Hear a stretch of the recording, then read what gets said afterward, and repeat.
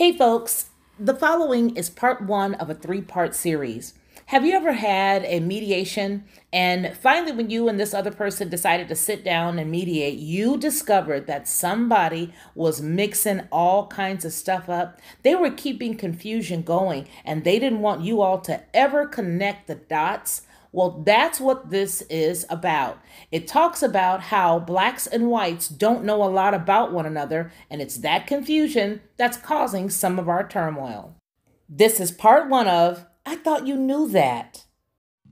I had a conversation with a colleague over a week ago, and while we were talking, we spoke about many different topics, but specifically race relations and why we as Black people feel the way that we do. And I would like to see dialogue one-on-one with one another.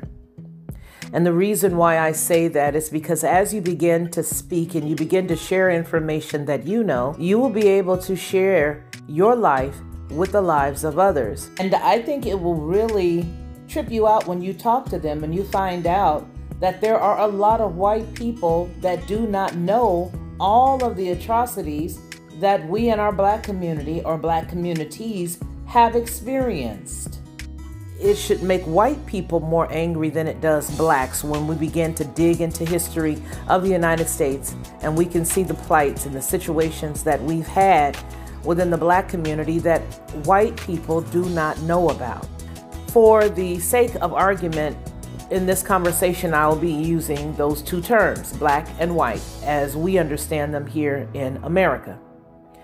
Now, I don't think that a lot of the tricks that have been used on both whites and Blacks in the past to keep us ignorant of one another will work any further if we have dialogue and conversation, and perhaps that's what most people want to prevent, those who would like to keep control. Unfortunately, I think that it will be a very high cost for all involved because at one point or another, the powers that be will see that there is no more race baiting and that there's no more ethnic baiting and that there will be no more arguments once we begin to have a dialogue and a conversation with each other.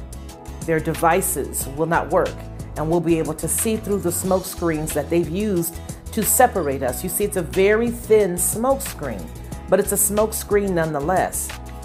And this smoke screen says that if I keep my information to myself about my plight, about the things that I've experienced, about the ways that I've lived my life and what my family had to go through, then you'll never know that. And if you never tell me that you didn't know some of the things that happened in America as it relates to the ethnic group that I represent, then you will wonder why my children and my grandchildren behave the way that they do. And it's that is the rub. This is Felicia Lockhart, and this has been the Lockhart Perspective.